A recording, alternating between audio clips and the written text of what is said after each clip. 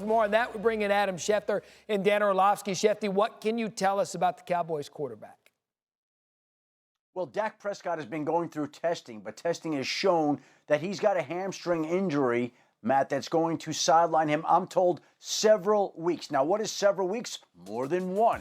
That's what we know right now. And he said yesterday, after that hamstring injury, that it was unlike anything he's felt there before.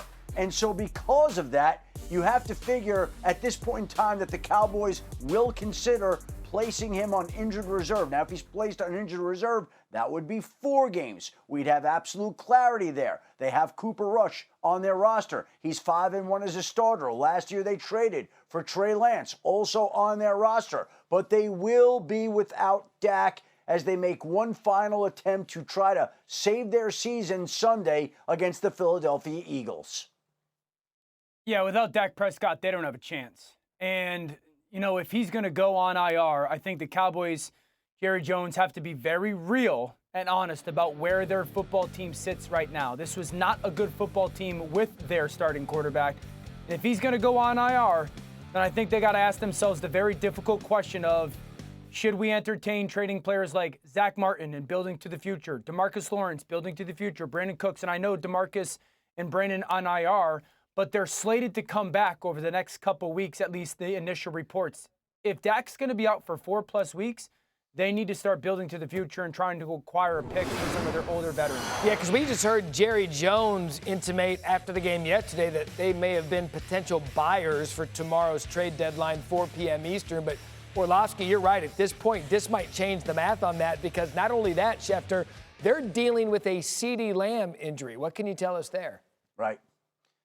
Got a sprained AC joint in his shoulder, Matt. It's going to be a week-to-week injury. Now, yesterday when Dak went out of the game, he didn't come back.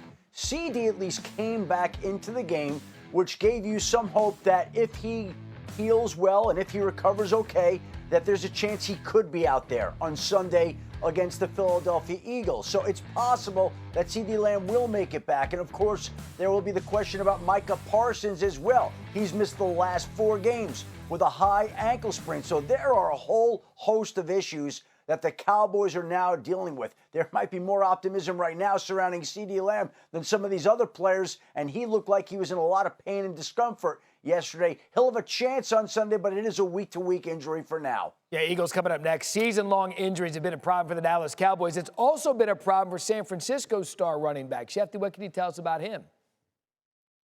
Well, the 49ers have opened the practice window on Christian McCaffrey. He's out there practicing with the team today. And this is the first real positive momentum that the 49ers have had in weeks on Christian McCaffrey. And if all goes well, he is tracking to play Sunday against the Tampa Bay Buccaneers, make his season debut. My understanding is there haven't been any setbacks as he's attempted to get back on the field from Achilles tendonitis, the calf issues, but he's back out there today. And if this week continues to go well, it sounds like he's going to play Sunday.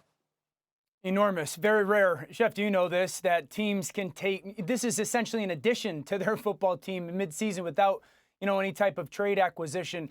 The 49ers have been absolutely decimated by injury so far this season, but they've stayed in it. They're not out of the race, very much so in the NFC playoff picture.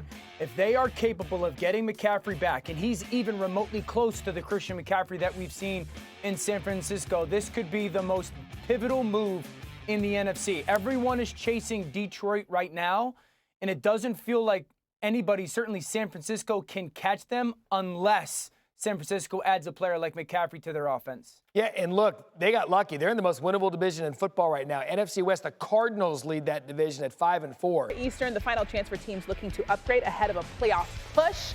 And no one has more up-to-date intel than senior NFL insider Adam Schefter. So, Adam, the Saints made a big move firing Dennis Allen this morning. Could New Orleans be sellers before the deadline?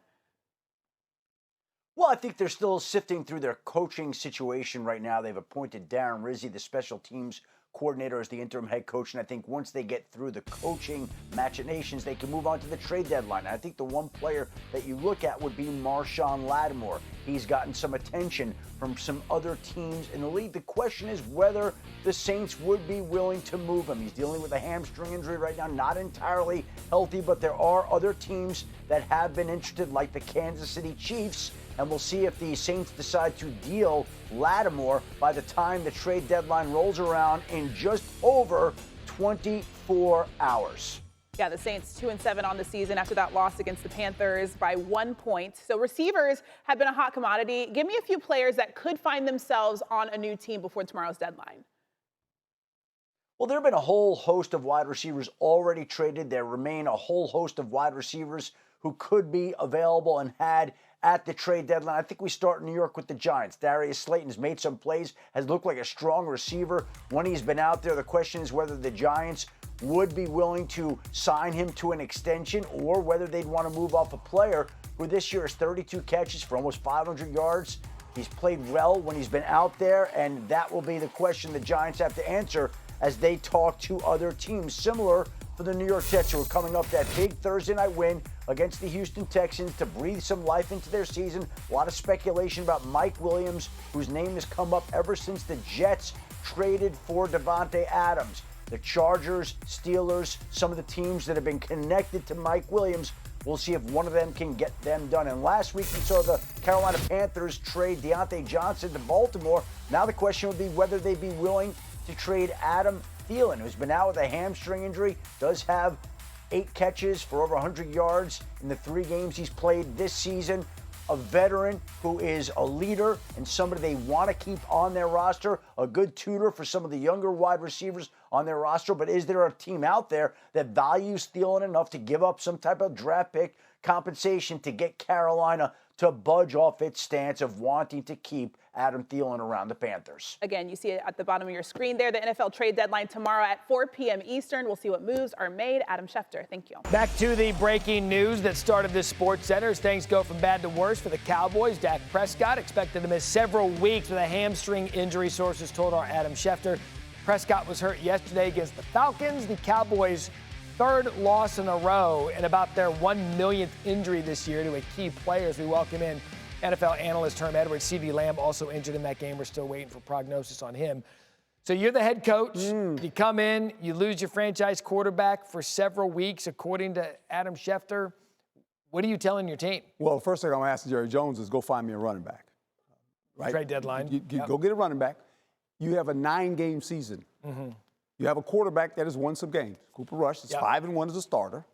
You're still in this. And that's what you're preaching to your football team. Regardless of what everybody's saying outside, don't listen to all the noise. We have a 9-game season. Can we win 6 out of the 9? Can we win 7 out of the 9? You do that, you have an opportunity to get in the playoffs. Yeah, because we believe 9-8 is probably going to get someone in. Gonna get you in.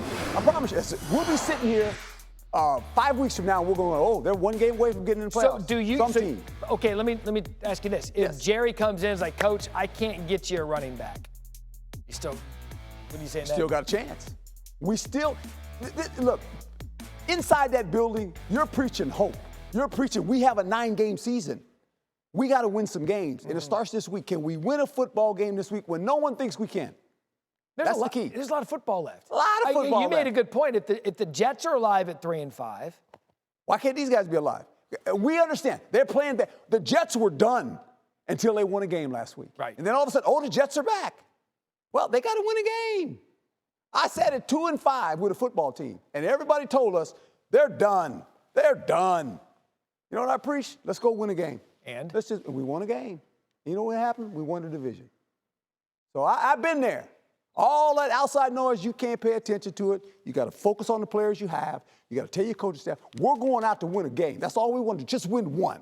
And that see what happens. And that starts with the Eagles this week. Yes. Cooper Rush, we'll see what it. A division opponent. There you go. So that win means more. Yes. Herm Edwards, great stuff. Thank you. Entering week 9, he was 16th in passing yards with 1,651, 16th in touchdowns with 8, tied for the lead in interceptions with 9. And yet, Patrick Mahomes is likely at the top of the list of candidates for league MVP. That's because he has the Chiefs at 7-0, the only remaining unbeaten team in the league. Jeff Darlington sits down with a Chiefs signal caller to see just how they're getting it done.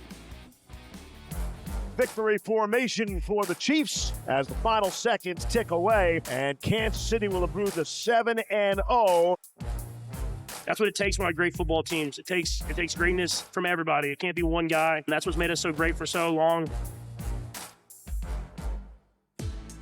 How are you guys undefeated right now, despite grinding out games at a level that I don't think I've seen you do? Our defense is playing their tail off. They're keeping us in football games. Burrow steps up. He's hit and sacked. Hit in the backfield. He goes down. And offensively, it seems like we find a way at the end of the game. Goes to Hardman, cuts it back, and goes into the end zone. You've played in a lot of different football games. You don't press. If the game's not going your way, don't force it and don't try to make a big play happen. Let the game come to you, and that's stuff that I've learned throughout my career, and it's helped me become a better quarterback in the end. Hopkins in the game. Mahomes looking that way and throws. It's caught. DeAndre Hopkins. Welcome to the Kansas City Chiefs. You know when a guy is special, like, do you see that in him? Oh, 100%. I think not only like the physical ability, but mentally you can tell how he attacks every single day and how smart he is and how he goes out there and expects to win every single one-on-one matchup. It was obviously cool to get D-Hop here and we'll get him involved a little bit more. Kareem Hunt dancing and diving. Touchdown, Kansas City. Kareem Hunt seems like he just picked up where he left off. What are you seeing from him and his ability to kind of turn back the clock? It's someone that was ready for the opportunity. Obviously, it didn't end the way we wanted it to end. He had to go and grow up and mature. But at the end of the day, he came back in with an appreciation for being in the building, appreciation for another opportunity, another chance, and he's taken off with it. So, Travis, I feel like last year it was literally the same narrative at the start of the season, maybe week 6 or 7 when all of a sudden, inevitably, Travis broke out. What were you able to do this past week, if anything? I think more than anything, he stuck with the game plan. It's not like we went out of the way to try to get Travis more involved. He just continued to run the routes. He continued to do what he normally does. Mahomes wants to throw, zips it across the middle, it's caught. Welcome to the end zone. For the first time this season, Travis Kelce. I think that, as well as having other guys like D-Hop out there on the football field, it takes pressure off him, and it takes all those eyes that always watch him on every single snap away from him because they know that there's other threats that are going to make plays happen. I know you're undefeated right now, but do you feel like this team is where it needs to be a championship team? No, I don't. I mean, I don't think anyone should be ready yet. You have to continue to build throughout the season. That's what you see in the NFL. It's usually the team that's playing the best at the end of the year is the one that makes the run and goes out and wins it. Mahomes is into the end zone. Touchdown, Kansas City. You have to have that momentum. You have to continue to get better, and you focus on every single day. You just try to get better, and then at the end of the year, you're going to be playing your best football.